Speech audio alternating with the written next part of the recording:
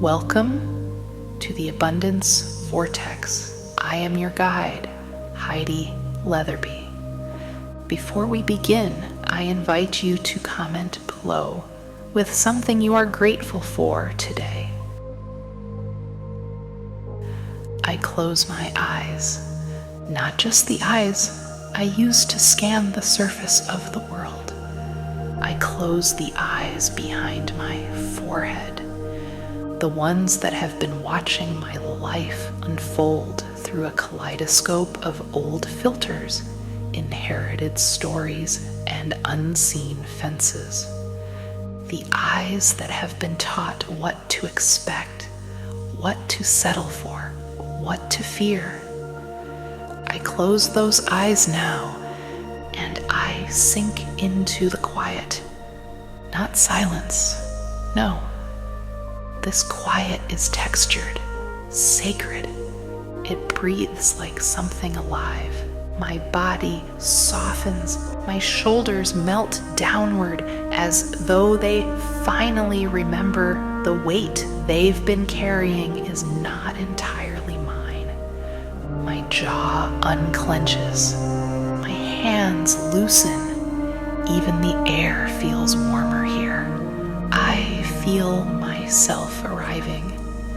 There's no one to impress in this space. No performance to maintain. No mask to hold in place with invisible thread. Here, I can be real. Raw, expansive, unedited, and in this unguarded moment, I can admit it. There are beliefs living inside me that do not belong to me. They got in quietly, like whispered rumors in a crowded room. Some were taught explicitly by teachers, parents, well-meaning mentors. Others slipped in through the back door of experience. A rejection here, a failure there, a moment when I tried to rise and someone laughed instead of cheered. They all accumulated. Not like treasures, but like vines wrapping around the architecture of who I really am. Slow, patient, quiet, until one day I didn't question them anymore. I called them truth. I called them reality. I wore them like invisible clothing. I let them shape my voice, my choices, my reach. But something in me always knew, even in my most doubtful nights, even when I looked in the mirror and didn't quite recognize the version of myself staring back.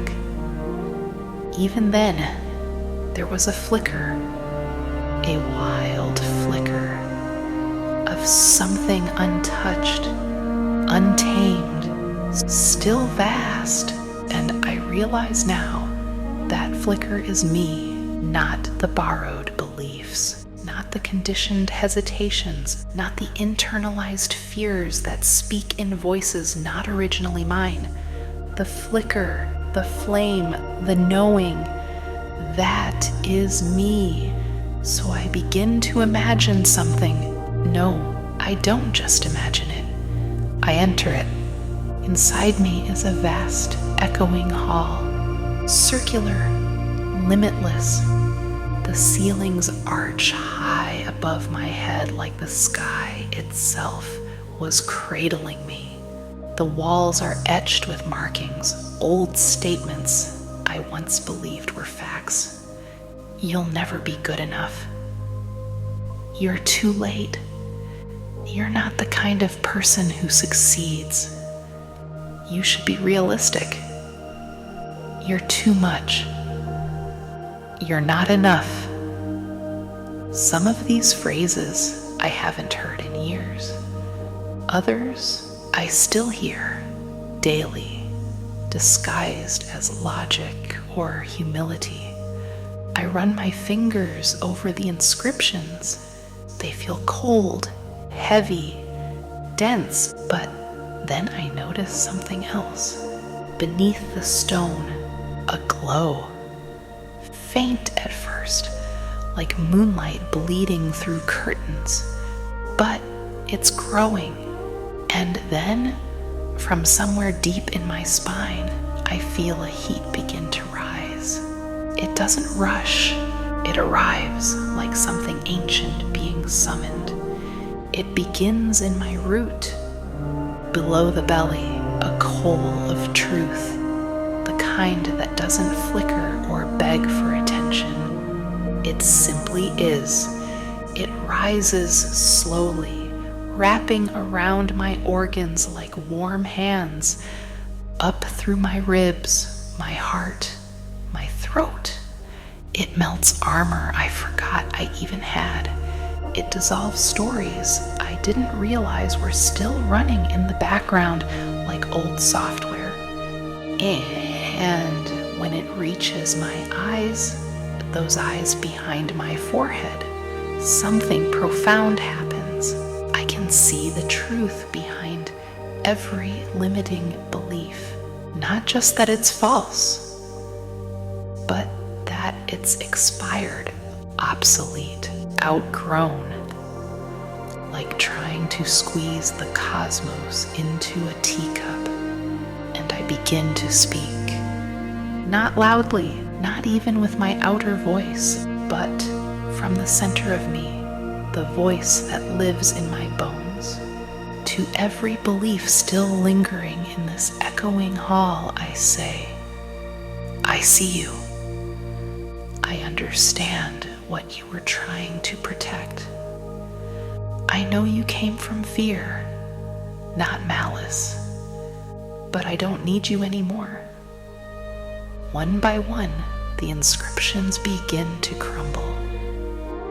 Gently, like autumn leaves detaching when it's time. The walls grow brighter with every sentence I release. Beneath every dissolved belief is not empty space. It is light, alive, textured, musical even. I hadn't lost myself. I had only buried the brightest parts beneath things that were never truly mine. I begin to walk through the hall. With every step, I feel bigger. Not heavier, more true. Like a puzzle piece clicking into place after years of being upside down. And now I speak aloud. Yes, aloud, because I want my own ears to hear the spell of it. I am not my old beliefs. I am not my past. I am not their projections. I am not my wounds. I am potential incarnate. I am expansion in motion. I am allowed to be too much. I am allowed to not make sense to those who never saw beyond the veil. I am not here to be believable. I am here to be limitless. And something in the universe nods. I swear it. I can feel the stars shift microscopically, but reverently. My nervous system begins to recalibrate. My heart beats in a new rhythm, like it's drumming to the sound of my actual name, the one written in stardust. And suddenly, I remember. I remember what I used to dream of before they told me it was foolish. I remember how I used to feel about myself when I was too young to worry about approval. I remember what it was like to exist without apology, without the need to shrink, without the ache of trying to be enough. I remember the way I used to trust magic, trust instinct, trust the pull.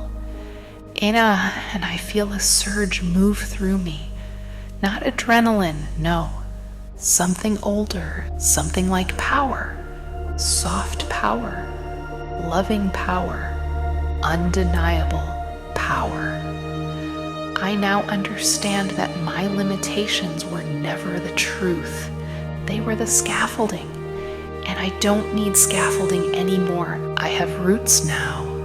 I have wings. I am no longer a container for beliefs I never chose. I am no longer a host for doubt dressed up as caution. I am no longer a mirror for other people's fear. I am a creator, a force, a wild, blooming, and a brilliant unfolding of infinite potential. I breathe in, and the breath feels eternal. Like I'm inhaling not just air, but possibility. And with every breath that follows, I anchor this. I am limitless. I am worthy of the impossible. I am allowed to outgrow everything I once thought was truth. I am becoming more me than I have ever been. And the universe listens, not because it needs convincing, but because I've finally spoken with the voice of my soul. And so it is. And so it was always meant to be. I would love for you to check out my book, The Daily Warrior, for 365 days of inspiration and motivation. Available on Amazon or by clicking the link in the description below. Thank you for taking this limitless journey into the abundance vortex.